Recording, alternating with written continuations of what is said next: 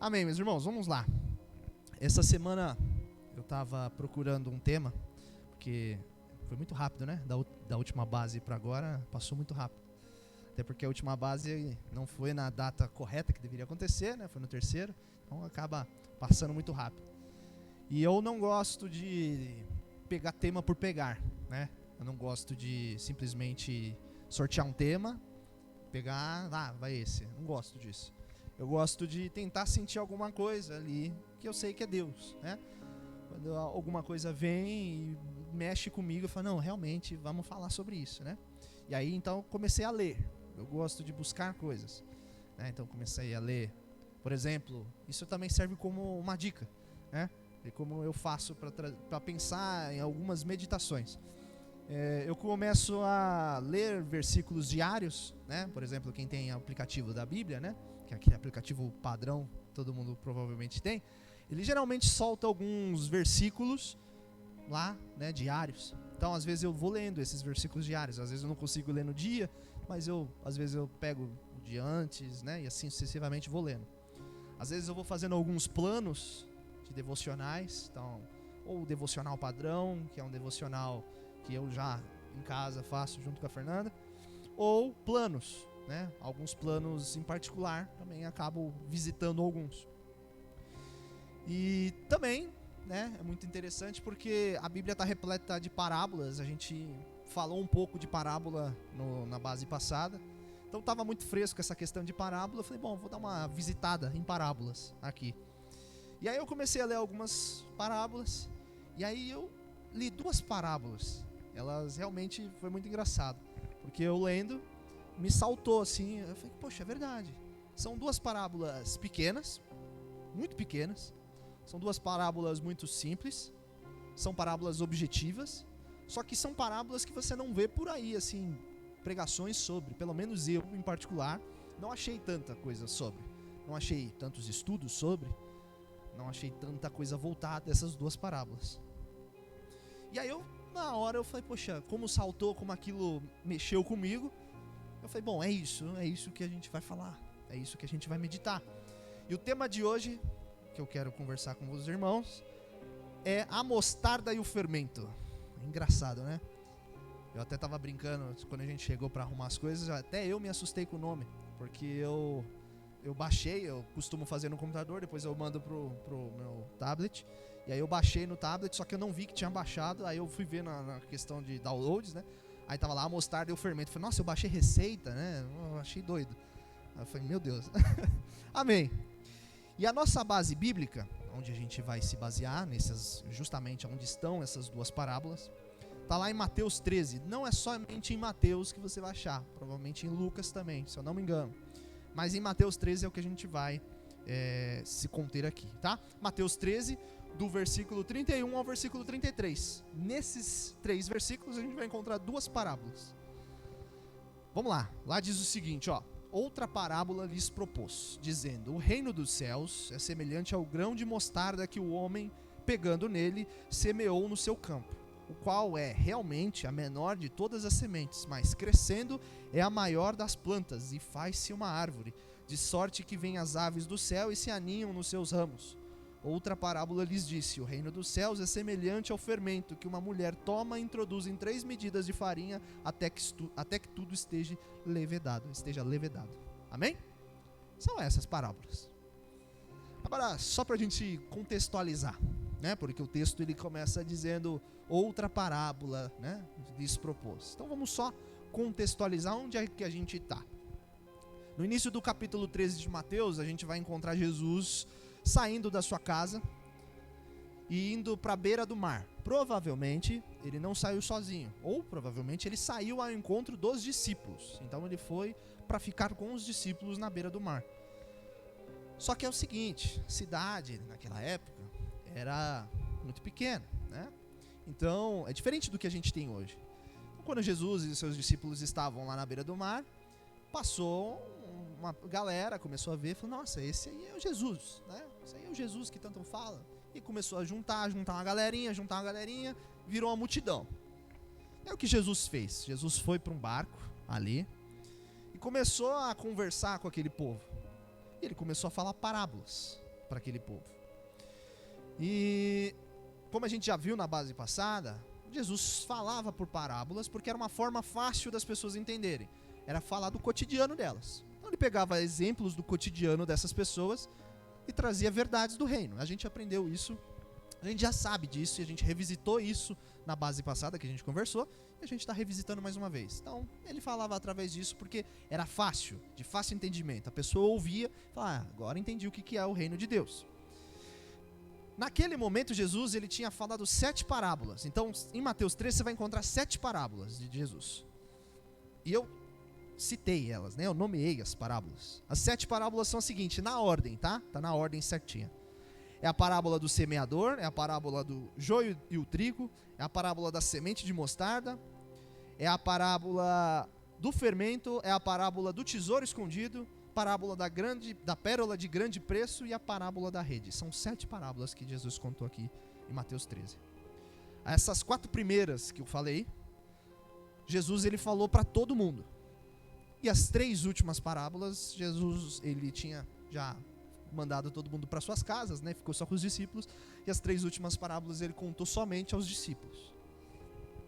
Mas aí a gente vai se conter nas parábolas que foram faladas, né? Porque as parábolas que a gente leu aqui foram as parábolas que Jesus contou ao público, né? E o trecho que a gente leu fala justamente sobre a parábola da semente de mostarda e a parábola do fermento. E aí é difícil, porque talvez você não se lembre, né? Porque quando talvez você escutou, vai falar de mostarda e do fermento, talvez você deve ter pensado, vai falar de fé, né? Talvez fermento, já deve ter pensado em outra coisa, porque a Bíblia também já usa o termo fermento para outras coisas. Foi difícil, né? Talvez seja difícil a gente se lembrar disso. É mais fácil a gente se lembrar da parábola do semeador, né? Porque é a mais comum ali, ou a parábola do joio e do trigo. Por que a gente se lembra muito delas? Porque além de Jesus falar dessas 7 parábolas, a do semeador, do joio e do trigo, Jesus ele explicou para os discípulos, né? Então os discípulos estavam ali e Jesus, o que você quis dizer com isso? Aí ele dava a explicação. Mas a parábola da mostarda e do fermento, ele não explicou ali, né? Então ele falou para o público, somente, e não deu uma explicação descrita que a gente pode decorrer. Por isso que talvez fique um pouco mais difícil da gente se lembrar dessas 2 parábolas aqui. E talvez, e aí ficou a minha dúvida, porque se parábola é algo que é de fácil entendimento, é algo que o povo já tinha ali, e era para o povo entender verdades sobre o reino, então foi muito fácil essas 2 parábolas, né? Porque não tem explicação no texto, então talvez o público ouviu e falou, não, tá certo, é isso aí é o reino de Deus, tá tudo certo. Só que eu particularmente fiquei tipo, mas o que Deus quis falar sobre isso, o que realmente quer, né? Eu fiquei me perguntando, Deus, beleza, mas o que o senhor está querendo dizer? Porque a gente sabe também que a palavra, ela tanto funcionou para aquele povo, quanto ela continua funcionando para a gente. A palavra ela é viva, né? A palavra de Deus ela é viva. Então tudo que foi dito lá no passado ainda nos serve como lição para hoje. Então eu tenho certeza de que essas 2 parábolas também serviriam para mim, só que eu não estava entendendo o motivo delas. Então eu comecei a entender, buscar o entendimento. E a primeira coisa que é muito importante a gente fazer, tentar colocar nossa mente para a mente daquele povo, para o que o povo vivia, certo? Porque não faz sentido a gente tentar, não, beleza, não entendi. Não, a gente tem que se colocar na mente daquele povo, entender os costumes, entender as coisas que aconteciam, tá bom? Para que a gente consiga tirar verdades bíblicas daqui. Então vamos por partes, já que são 2, vamos por partes. Vamos falar sobre a primeira parábola, que é a parábola do grão de mostarda, tá? Como a gente já conhece, a gente já vem falando aqui, vocês já estão careca de saber. O tempo, né, aquele povo, o tempo lá, eles tinham, o trabalho deles era em torno da agricultura, né, e da agropecuária, ou seja, eles trabalhavam com plantio, né, eles trabalhavam com animais. Esse era o grande foco. Ainda tinha outras, né? Você poderia encontrar pessoas que faziam utensílios para casa de barro, né? Ou pessoas que faziam armas para a guerra, né? Mas o grande foco, que era o que talvez regia ali a economia, era o plantio, né? A agricultura e os animais, a agropecuária, certo? Então, esses 2 eram o que era comum das pessoas fazerem ali. Então era comum também, além de tudo, você vê pessoas com um terreninho ali, uma horta ali, né? Com um lugarzinho para poder plantar, né? Que já que vamos viver assim, vamos ter que plantar, vamos ter que saber fazer alguma coisa. Então não era tão difícil você encontrar pessoas que tinham plantações, tá? No plantio, ou seja, eles tinham ali, para poder ter os seus alimentos, eles tinham vários tipos de alimentos ali para poder plantar, né? Aí não cabe agora a gente entender quais são esses tipos de alimentos. Mas o que a gente tem certeza, porque a Bíblia descreve assim, se a parábola ela é algo do cotidiano, então o que a gente consegue entender é o seguinte: a mostarda era um tipo comum de plantação entre o povo. Era o grão de mostarda. E aí, quando a gente pensa em mostarda, geralmente a gente vai pensar na mostarda que a gente bota em cachorro-quente, bota em hambúrguer, né? Também, mas o que eu tô falando é antes, né? A planta, o grão, né? Não é essa mostarda aqui, é uma outra. Também não tô falando de uma mostarda, uma planta, né? É um outro tipo de mostarda que tem aqui. E aí, dando uma olhada, usando a parábola que Jesus contou, deu até para tentar identificar olha só, deu até para tentar identificar qual que era o grão que Jesus estava falando. Não era qualquer grão de mostarda. A gente tem uma noção baseada pela forma como Jesus disse. Jesus disse que cresceu tanto que parecia uma árvore. A mostarda que cresce dessa forma é a mostarda preta. A mostarda preta, esse é o nome? Mostarda preta, isso, ele tem um outro nome ainda, mas é a mostarda preta. Grão de mostarda preto. E ele cresce de forma ereta. Então a gente já sabe que é a mostarda preta que cresce dessa forma. Outra coisa que Jesus fala ali, é a questão do tamanho da semente. Talvez a gente pode pensar, não, mas Jesus fala que é uma semente, a menor semente que tem, mas é a menor semente que eles tinham do plantio, não que seja a menor semente do mundo todo. Então o grão de mostarda, ele realmente, a semente do grão, ela é tão pequena, que eu dei uma olhada que ela tem 2 milímetros, né, no seu diâmetro, ela é redondinha. Então eu dei uma olhada em casa, eu queria trazer alguma coisa para vocês verem, mas não deu. Então eu tentei, mas assim, vocês não vão conseguir ver, mas assim, 2 milímetros é a distância entre meus dois dedos, daí vocês nem vê. É muito pequeno, é como se fosse isso aqui. Então esse era o grão de mostarda, ele era muito pequenininho, 2 milímetros de diâmetro, né, 0,2 centímetros, né?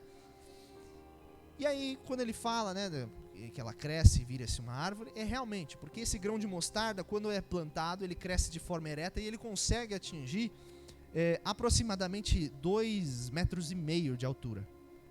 Então ele é praticamente um pinheirinho, né? Ele é bem maior do que eu, né? Um pinheirinho assim, não é grande, não é uma árvore de verdade, né? Mas ele lembra porque ele cresce de forma ereta, cria-se ramos, mas não chega a ser uma árvore. Ele é apenas uma planta.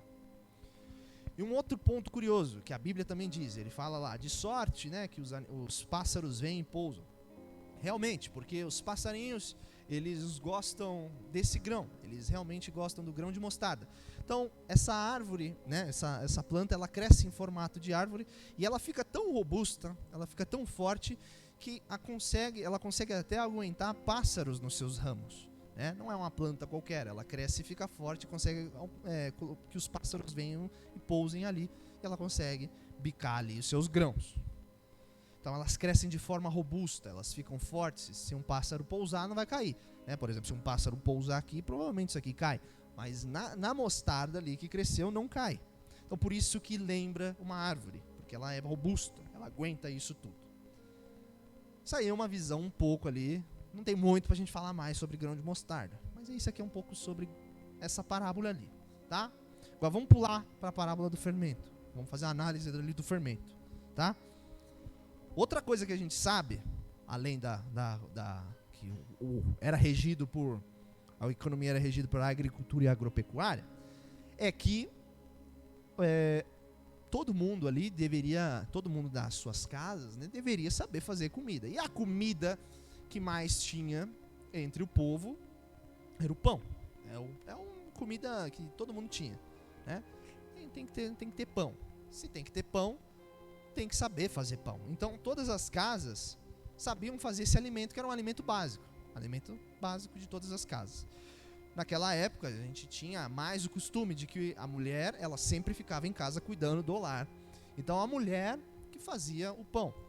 Geralmente é assim que a gente vai ver. Tudo que você for ver na Bíblia sobre parábolas daquele tempo, que envolva coisas da casa, que envolva sobre um cuidado, sobre fazer algo dentro da casa, você vai ver a figura de uma mulher fazendo isso. Por isso que Jesus usa a parábola, ele usa que é uma mulher que está fazendo o pão.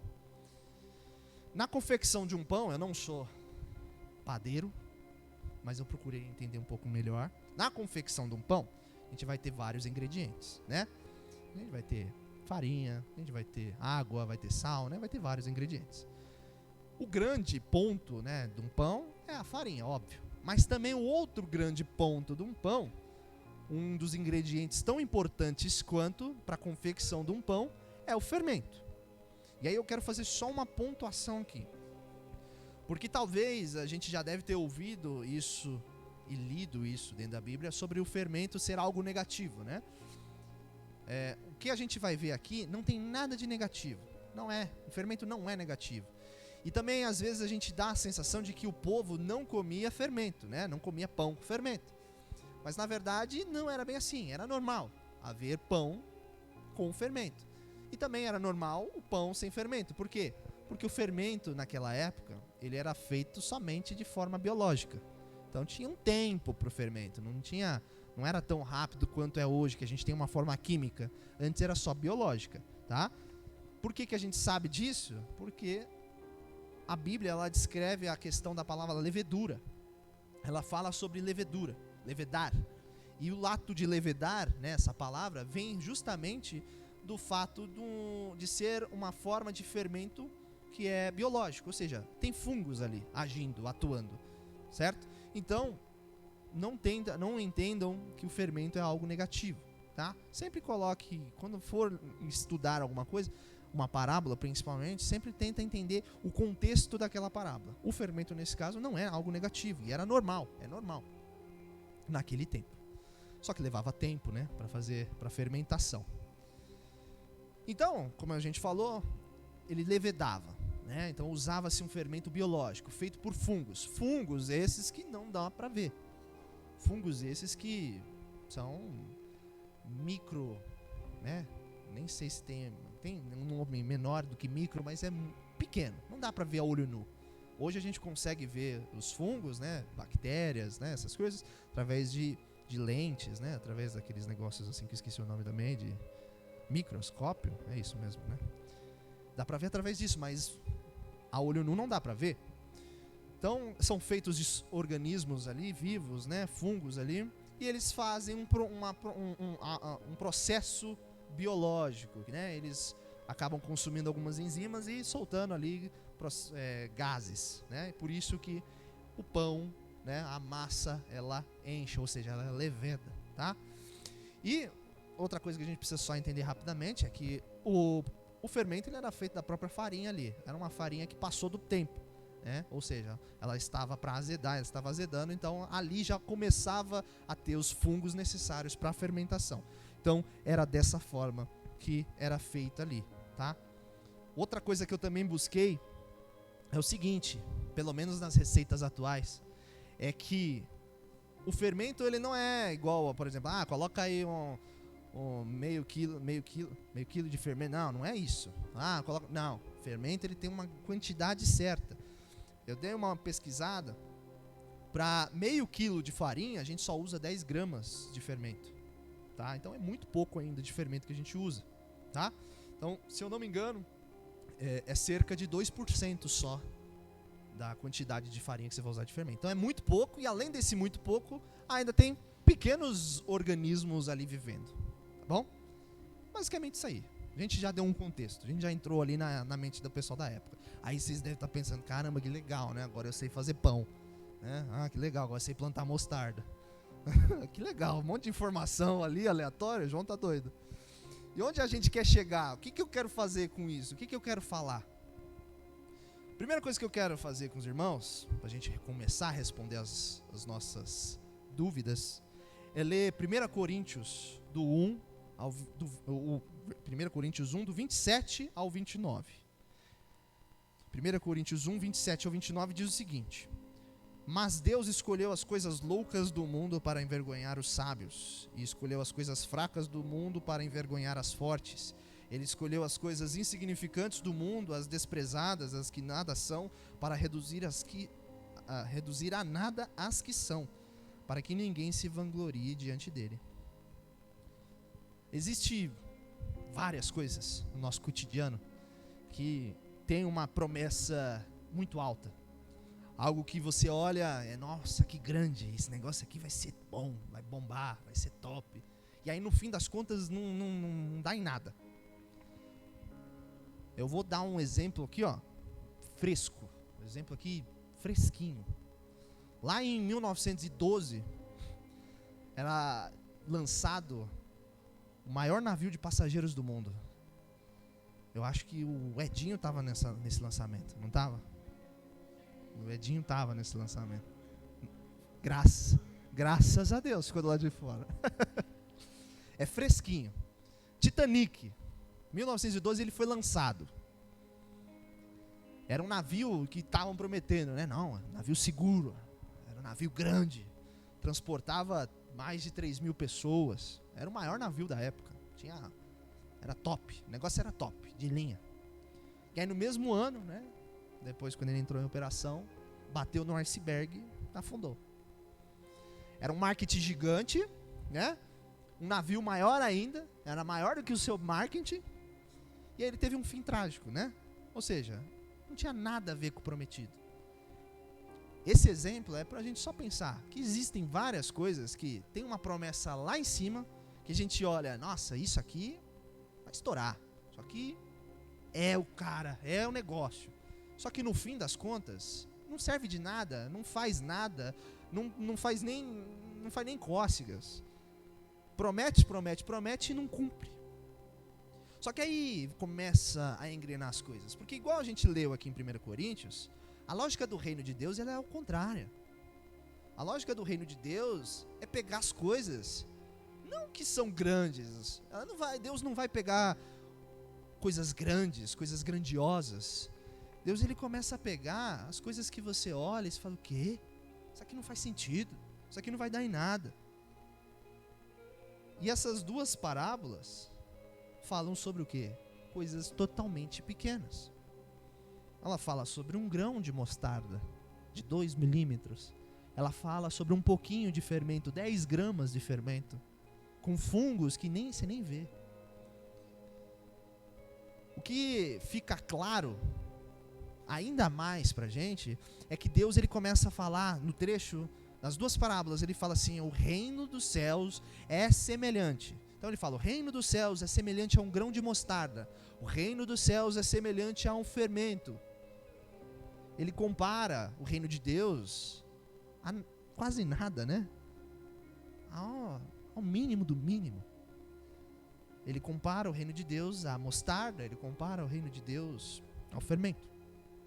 E aí começa a entender mais ainda, porque a primeira coisa que você começa a entender é que essas duas parábolas, elas estão falando sobre a mesma coisa. Elas querem chegar no mesmo ponto.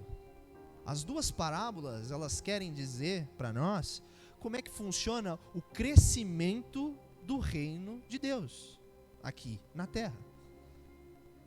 Enquanto a parábola do grão de mostarda está falando sobre um crescimento que é visível, porque você vê o grão, né? Você planta e você vê o crescimento, você vê a planta que parece uma árvore, você vê a robustez, você vê como ela é grande depois. Ela fala sobre o exterior. Na parábola do fermento, ela fala sobre crescimento, só que é um crescimento que você não vê. Ou seja, é um crescimento do interior. Então Deus ele começa a mostrar que ele não vai usar coisas grandes, ele vai usar coisas pequenas, coisas que você olha e não dá nada. E para a gente entender melhor ainda, eu tirei 4 lições, 2 lições sobre o primeiro, 2 lições sobre a segunda parábola, que juntas elas vão falar sobre crescimento. A primeira lição para a gente entender melhor essas duas parábolas é o seguinte, Primeira lição: grandes resultados começam com pequenas iniciativas. Para isso, eu quero ler com os irmãos Atos 17. Eu vou ler o finalzinho do 5 para o 6. Atos 17, o 5b para o 6, tá? Lá diz o seguinte, ó: invadiram a casa de Jasson em busca de Paulo e Silas, a fim de trazê-los para o meio da multidão. Contudo, não os achando, arrastaram Jasson e alguns outros irmãos para diante dos oficiais da cidade, gritando: esses homens que têm causado alvoroço por todo o mundo, agora chegaram aqui. Nossa primeira lição: grandes resultados começam com pequenas iniciativas. Poucas pessoas, na época de Jesus, olhavam para Jesus, olhavam para o grupo de Jesus, né, os discípulos. Poucas pessoas olhavam e falavam: não, isso não vai dar em nada. Quem são esses caras? Quem são essas pessoas? Um grupo pequeno, um grupo sem nada a agregar. Não são de alto escalão, são pobres, e andam perambulando, andam com os pobres também, andam com pessoas de fama ruim. Então, as pessoas naquele tempo, elas não davam nada, simplesmente olhavam e falavam: não é nada. Só que aí depois passou o tempo, elas começaram a ver que Jesus e os discípulos começaram a virar as coisas do avesso. Eles começaram a fazer, de pouco a pouco, uma mudança ali, fazendo com que todo mundo ficasse maluco. Em poucos anos, eles realmente estavam começando a mudar a história do mundo. Em poucos anos, eles começaram a mudar o curso da história mundial. E aí a gente começa a pensar assim, muitas vezes a gente pensa que não é para fazer a obra de Deus, sabe? Porque a gente olha e vê que não vai dar em nada. Porque a gente olha e se desanima, porque é pequeno, porque não faz sentido. Vou contar um segredo. Às vezes, quando a gente começou a base, eu ficava um pouco chateado, porque eu olhava e via poucas pessoas. Eu falei: não vai dar em nada. Não vai. Eu pensava, de verdade, não vai pra frente, não vai funcionar. Tem pouca gente, a galera não quer. Eu me desmotivava porque eu olhava pelo pequeno. Eu olhava pelo que, né, como se fosse realmente um grão de mostarda. Eu olhava e falei: isso aí não vai evoluir. Só que é nessas horas que a gente tem que lembrar que, assim como a mostarda, que era pequenininha e foi plantada, ela cresceu e ela virou parecendo até uma árvore. A gente tem que lembrar que as sementes, elas são pequenas no início, mas depois elas se tornam árvores, elas se tornam plantas robustas, elas se tornam coisas grandes. Hoje, talvez, se você olhar e for falar de Jesus para alguém, for fazer um evangelismo, talvez você pode achar: não vai dar em nada. Talvez você pode olhar e falar: não, isso aí... Mas talvez você pode estar ali falando com uma vida que um dia vai se transformar num grande pregador, vai se transformar uma pessoa que vai falar de Deus para todos. Eu peguei um outro exemplo real. Sempre não, mas por um bom tempo eu sempre, não é, criticava também, tá? Não entendam dessa forma, mas eu sempre falava: é a minha mãe. Falava assim: mãe, minha mãe, ela não podia dar uma pessoa de bobeira. Ela estava falando de Deus para a pessoa, não importa aonde. Eu lembro claramente, um dia a gente foi trocar de porta do apartamento, o cara estava montando a porta e minha mãe falando de Deus pro cara da porta. Esses dias recentes, né, eles foram viajar, e aí na viagem falaram de Deus, né? Ela falando de Deus. Onde está a bichinha tá falando de Deus? Onde está? Ela tá falando de Deus. E na minha mente eu falei assim: mãe, não vai funcionar. O cara veio botar a porta. Se ele viesse para ouvir você, tudo bem, né? Mas ele não veio com o propósito de ouvir a Deus. Ele não veio com esse propósito. Ele veio com o propósito de montar a porta. O que você tá falando de Deus para ele? Ela falou: não, tem que aproveitar. Tadinho. Tadinho dele. E eu, passando o tempo, eu entendi. É verdade. Parece que não vai dar em nada, mas quem sabe? No da viagem, parece que deu certo, né? Parece que deu uma engrenada. E aí vai descobrindo as coisas assim, não, eu era desviado, não sei do que. E aí começou a ouvir de Deus. Vai funcionar. Então, às vezes, quando você olhar e falar assim, não, isso aqui é pequeno, isso aqui não funciona, isso aqui não vai dar em nada, isso aqui, não. Irmão, não tem isso não. Eu sempre penso o seguinte, eu sempre penso que se a palavra, por exemplo, toda vez que a gente vai fazer alguma coisa com os jovens, toda vez que a gente vai trazer alguma coisa aqui para a base, eu penso o seguinte, se a palavra funcionou para um, amém. Né? Se a palavra não funcionou, se a palavra não foi eficaz para nenhum, mas pelo menos para mim foi eficaz, então eu sempre estou feliz. Ah, vai ter 3, vai ter 4, vai ter 5, vai ter 20, vai ter 50, vai ter 100, não importa. O importante é que eu estou bem, eu estou feliz, porque eu sei que independente se for 1 ou se for 100, vai crescer, vai ficar forte. Vai ficar bom, vai ficar bonito. Você vai olhar e falar, caramba, que grande. Eu falei, pois é, e ninguém dava nada. É isso. Então, grandes resultados começam com pequenas atitudes. Quando você olhar e falar, não, isso aqui não é nada, faz. Quando você olhar e falar assim, bateu aquela, preciso orar. Aí fala, não vou orar não. Ora. Preciso falar para aquela pessoa de Deus. Mas ela não vai me ouvir. Fala. Eu tenho um colega que ele, num certo momento da vida dele, ele ficou muito abatido. E aí um dia, eu não sei se eu já contei essa história, mas um dia ele me mandou mensagem, falou assim, mano, eu tava aqui, minha mãe tava ouvindo uma rádio evangélica, aí eu já gelei, né, porque ele falou evangélica, não é evangélico, ele fala de evangélico, como assim?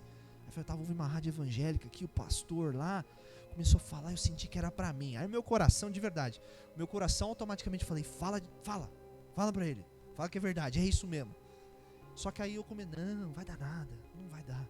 Mas eu decidi, eu falei, não, vou falar. E eu falei, não, tá certo, Deus ama você. Eu não tenho dúvidas que foi pra você, essa rádio foi pra você, essa palavra foi pra você. Absorva, anda, creia. Hoje ele voltou para a antiga vida dele.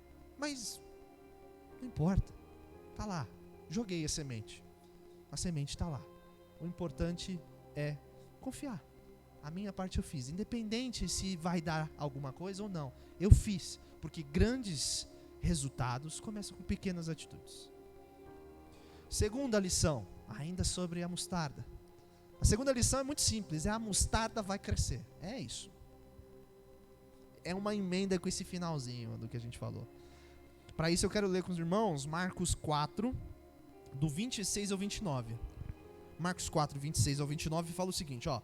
Então Jesus disse, o reino de Deus é como sementes lançadas num campo por um homem. Ele vai dormir e se esquece do que fez. A semente brota e cresce, mas ele nem imagina como isso ocorre.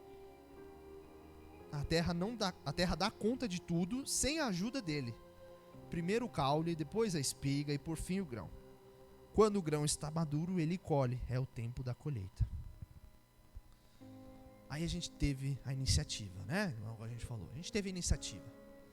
A gente espalhou o amor, a gente falou de Deus, a gente orou, a gente evangelizou, a gente plantou a semente. Igual eu fiz com esse meu amigo. Aí fica aquela grande questão. E agora? Agora é aguardar. Às vezes, as coisas ao nosso redor, dificuldade, dúvida, essas coisas elas nos confrontam. Parece que não está dando certo, parece que o evangelismo não está dando resultado, parece que aquela palavra não está dando resultado. Só que o que Deus diz é que a planta ela vai crescer, mesmo que os nossos olhos não percebam. Assim como ele falou na parábola, aqui nesse trecho, nossa função é plantar. A função dali para frente é com Deus. A gente tem que ter a certeza, a gente tem que ter a confiança de que vai crescer, de que Deus vai fazer a parte dele. Eu gosto de pensar como o nosso relacionamento com Deus como se fosse realmente uma parceria, como se fosse um time, né? Eu e Deus, onde eu tenho as minhas tarefas e Deus vai ter a dele. E isso é bom. porque eu sei que eu tenho que me preocupar apenas com o que é meu, aquilo que eu tenho que fazer. Então se Deus falar, vai, fala, eu vou lá e falo, independente do que vai acontecer, igual a gente falou. Dali pra frente, não é problema, não é questão do problema, não faz mais parte do que eu tenho que fazer, não é, agora é de Deus, agora é o Espírito Santo, agora é Deus que vai fazer a parte dele, é uma parceria.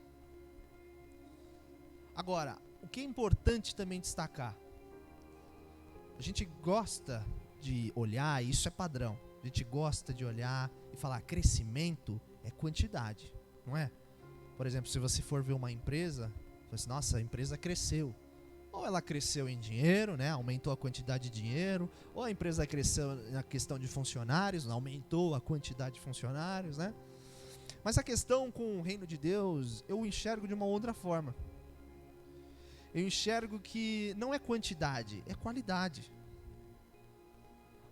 Eu enxergo que o crescimento, ele é mais valioso quando você vê uma pessoa que veio, conheceu a Deus e está a cada dia amadurecendo, está a cada dia crescendo. Isso é crescimento do reino de Deus.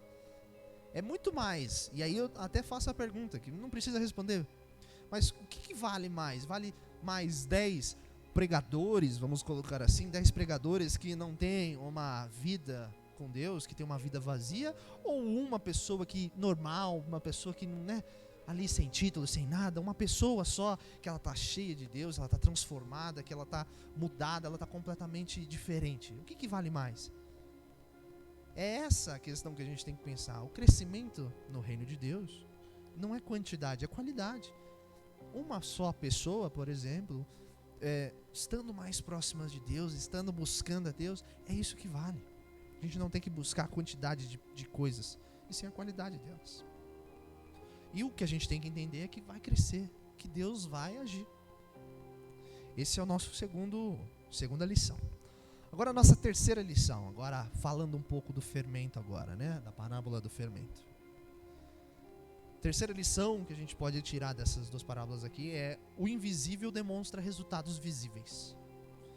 E aí eu quero ler com os irmãos Gálatas 20, para basear aqui. Gálatas 20 fala assim, ó: fui crucificado com Cristo. Assim já não sou eu quem vive, mas Cristo vive em mim. A vida que agora vivo no corpo, vivo pela fé no Filho de Deus, que me amou e se entregou por mim. Aí eu volto, né, na questão que a gente tinha conversado. Por que faz sentido a gente entender como é que faz um pão? Porque eu fico aqui pensando, falo, caramba, 10 gramas de fermento fazem meio quilo de massa crescer.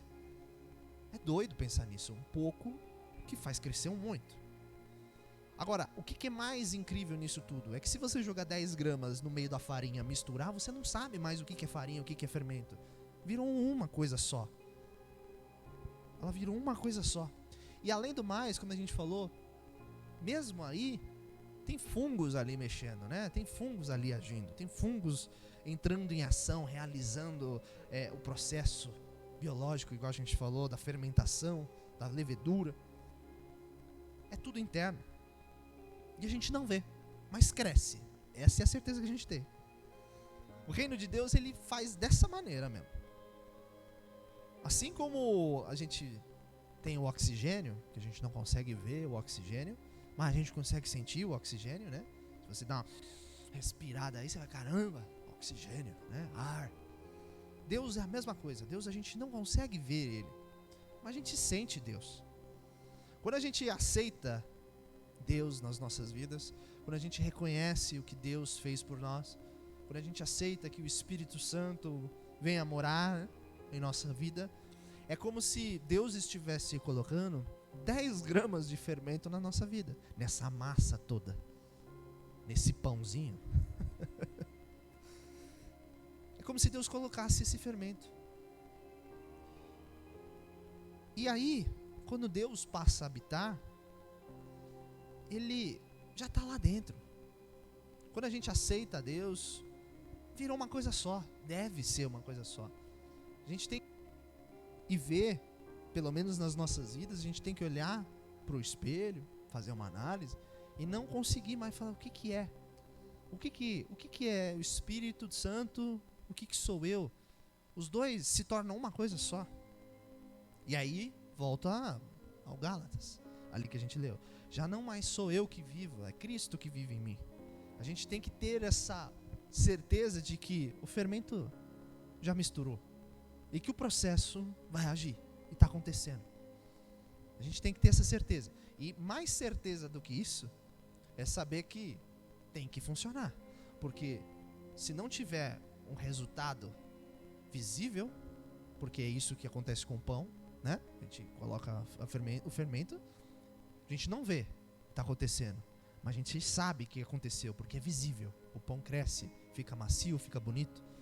Então, se nas nossas vidas nós olharmos e não ver esse crescimento, se a gente não vê que tá bonito, que as atitudes combinam com o que o Cristo é, alguma coisa aconteceu. Precisa revisar.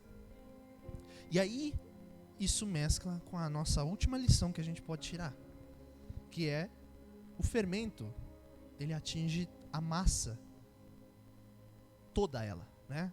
O fermento atinge cada parte da massa. Essa é a nossa quarta lição que a gente pode aprender. Para nos basear, quero ler com os irmãos Lucas 14:33. Lucas 14:33 diz o seguinte: simplificando, se não estiverem dispostos a renunciar até o que há de mais importante na vida de vocês, sejam planos, sejam pessoas, não estão preparados para serem os meus discípulos. Como eu falei, não tem como. Jogou fermento, não tem mais como separar. Não tem mais como tirar, porque o fermento, você vai ficar caçando partícula por partícula? Não vai. Não funciona assim. Jogou fermento, misturou, vai agir igual. Vai mexer em tudo. Não vai crescer só um lado, crescer o outro, ficar estranho. Não. Jogou, vai crescer. E é por inteiro. Tudo cresce. A nossa vida, ela funciona dessa forma. E tem que funcionar dessa forma. Não tem como você entregar uma parte só da sua vida a Deus. Não tem como viver uma vida dupla, viver coisas com Deus e viver coisas sem Deus. Não. Entregou a sua vida, é por inteiro. Ela age por igual. Entregou a sua vida, tem que abrir todos os quartinhos. Olha, Deus, entra aqui, pode entrar aqui, mexe ali, pode mexer, igual a gente cantou. É seu, é sua casa.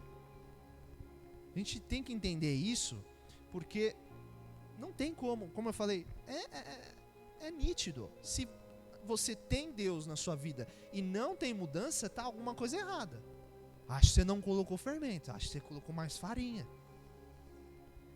Se não teve mudança, se não teve crescimento, tá alguma coisa errada.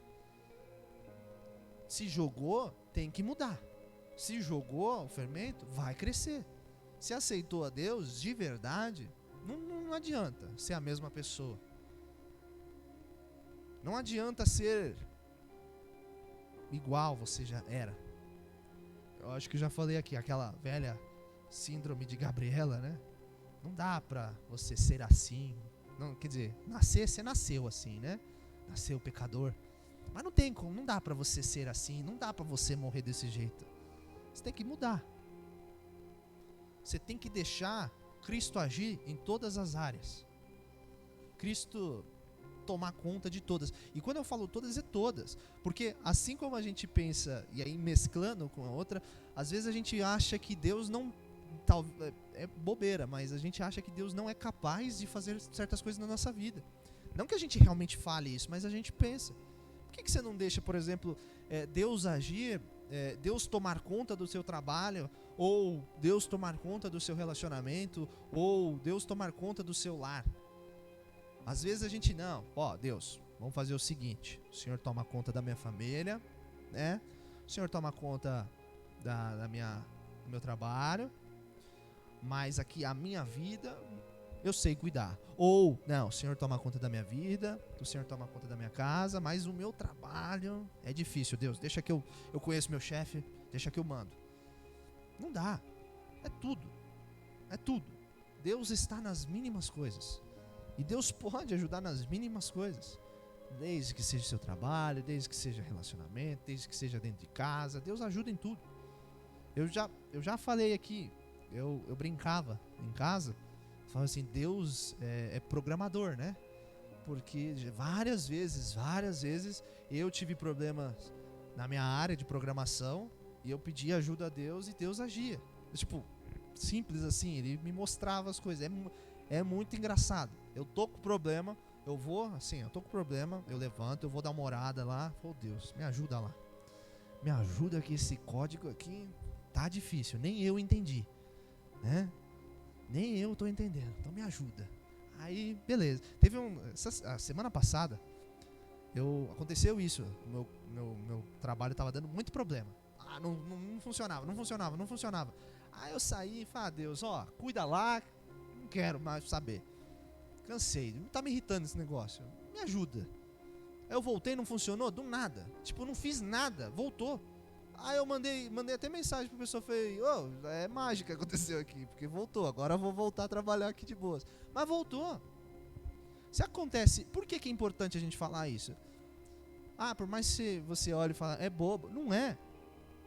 Porque se Deus ajuda, por exemplo, outro caso que eu me lembro aqui, o meu tio uma vez, ele falou que ele estava com uma vontade muita de tomar caldo de cana. Ele falou, nossa, que vontade de tomar caldo de cana, que vontade de tomar caldo de cana.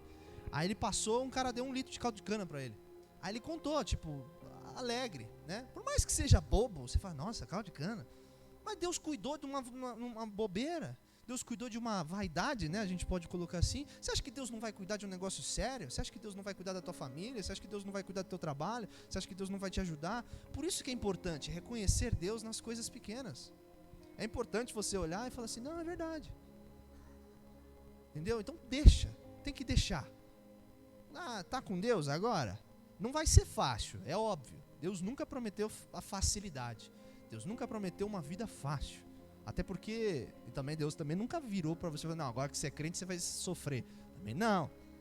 É igual. A diferença é que agora você tem alguém que te ajuda a passar pelas coisas. Então é isso.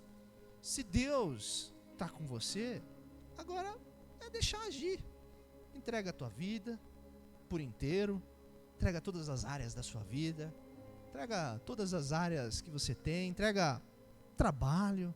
Entrega a sua casa. Eu brinco lá em casa, café. Eu falo, é pela graça de Deus mesmo. Porque eu, particularmente, não me sinto tanto adulto assim, não. Para cuidar de casa, para casar, né? A gente olha e fala, não, é adulto. Pensa, não sei o quê. Mas é pela graça de Deus. Porque eu sempre falo, Deus, me ajuda. Porque se der B.O., tudo bem. Ainda tem as nossas famílias, né? Tem meu pai e minha mãe, tem o pai e a mãe da Fê. A gente pode contar com eles, né? Mas mesmo assim, eu falo, não, é pela graça de Deus. Deus que me ajuda. Entendeu? É Deus que me ajuda. Amém, meus irmãos? Então, essas 4 lições que a gente pode tirar dessas 2 parábolas. Relembrando, grandes resultados só vão acontecer com pequenas iniciativas. Não espera você fazer algo grande. Não, vai devagar. É de pouquinho em pouquinho mesmo. Outra certeza, outra lição. A mostarda, né? Ou seja, o que você fez vai dar fruto sim. Deixa Deus agir, confia nele. O terceiro, né? O invisível, ele demonstra resultados visíveis, ou seja, Deus que você não vê, mas que você sabe que existe, que está dentro do seu coração, que está dentro do seu corpo, ali, conversando com você, ele vai mudar a sua vida, ele vai dar resultados, ele vai agir para o melhor crescimento. E por último, vai agir em tudo. Agora a gente tem que entregar tudo para Deus. Eu quero concluir, já terminando aqui nossa meditação, quero concluir destacando a expressão da última parábola que Jesus disse. A seguinte expressão, até que tudo esteja levedado. Ou seja, né? Até que tudo esteja grande, ou até que tudo tenha crescido. O que eu enxergo é que Deus, Ele não se contenta se não for tudo. Ou seja, o que eu entendo é que a nossa vida ela deve ser dominada por Deus. Se assim a gente pode falar, né? Tudo, todas as áreas da nossa vida, tem que ser tudo. E o mais, nós temos que influenciar os nossos irmãos, as pessoas à nossa volta, não somente os que já conhecem a Cristo, mas principalmente aqueles que necessitam de uma palavra. Deus, Ele quer tudo e todos, porque tudo e todos são filhos dele, tudo vem dele, tudo é dele, não tem nada que não seja dele. E aí que a gente consegue voltar e pensar mais nisso. Só tem como ter crescimento externo, ou seja, só tem como a gente ter a nossa igreja, os nossos irmãos, o corpo, se haver um crescimento interno. Você entende por que agora as duas parábolas elas são uma coisa só? Elas querem dizer a mesma coisa? É crescimento. Você só vai conseguir alcançar alguém, você só vai conseguir alcançar o seu irmão, se você já está fermentado, já está no ponto. Porque aí sim cresce. Aí sim cresce. Amém, meus irmãos? Então que realmente possamos pensar nisso. Tá vendo? Uma parábola, duas parábolas que a gente talvez nunca tinha olhado, mas fala sobre crescimento. Então que a gente realmente possa ser mudado, sabe? Às vezes a gente tem Deus, conhece Deus, ama Deus, fala de Deus, mas às vezes a gente não está tão ali. Então talvez falta alguma coisa ali. É o que a gente tem falado sempre aqui na base, na Terra Fértil, questão de mudança. A última base a gente falou sobre a noiva, né? Sobre o noivo estar chegando. Deus está voltando, meus irmãos. Deus, Ele quer encontrar a sua igreja pronta, cheia, grande. E como eu falei, não em quantidade de pessoas, né? Nossa, tem 20 mil. Não, mas em qualidade. Assim como o joio e o trigo, né? Você olhava e falava, nossa, que bonito, é grande. Mas metade ali era joio, metade era trigo. Deus quer a qualidade. Deus quer voltar a encontrar pessoas transformadas, pessoas mudadas, pessoas cheias de Deus. Amém, meus irmãos? Abaixe sua cabeça, vamos fazer essa última oração aqui para encerrar a nossa parte da palavra. Senhor nosso Deus, nosso Pai, te agradecemos por essa palavra, Deus. Te agradecemos porque hoje entendemos muito mais sobre a parábola da mostarda, a parábola do fermento, Pai, que o Senhor uma vez contou aos seus discípulos e à multidão que estava lá. Sabemos que suas palavras, principalmente elas que nós lemos hoje, que estão descritas dentro da Bíblia, servem para nós até hoje. São lições para todos nós, lições que servem no dia a dia. Senhor, que o Senhor realmente nos ajude nesse crescimento. O primeiro deles, o crescimento interno, Pai. Que possamos, assim como o pão, crescer e crescer por igual. Que possamos realmente entregar todas as áreas das nossas vidas, Pai. Que possamos realmente deixar tudo ser controlado por Ti, porque sabemos que o Senhor, que conhece o fim, que sabe como termina as coisas, vai escolher o melhor plano para nós. Em segundo lugar, Pai, também queremos crescer de forma do exterior, crescer como um corpo de Cristo. Pai, que possamos realmente conseguir atingir isso de uma forma, não em quantidade, Deus, mas em sim em qualidade, de verdade, que realmente possamos ser um corpo que ama o Senhor, um corpo verdadeiro, um corpo que ama os irmãos entre si, um corpo que cresce unido, que se fortifica, um corpo que, quando o Senhor olhar, vai falar, olha só, que árvore bonita, que coisa bonita, que corpo unido, que corpo cheio. É isso que queremos ser, Pai, crescer tanto no interior quanto no exterior, como um corpo, como a igreja. Te agradecemos porque o Senhor tem falado conosco e que possamos meditar nisso nos nossos dias. É isso que te agradecemos em nome do Senhor Jesus. Amém. Amém? Vamos dar uma salva de palmas a Deus. Amém? Amém.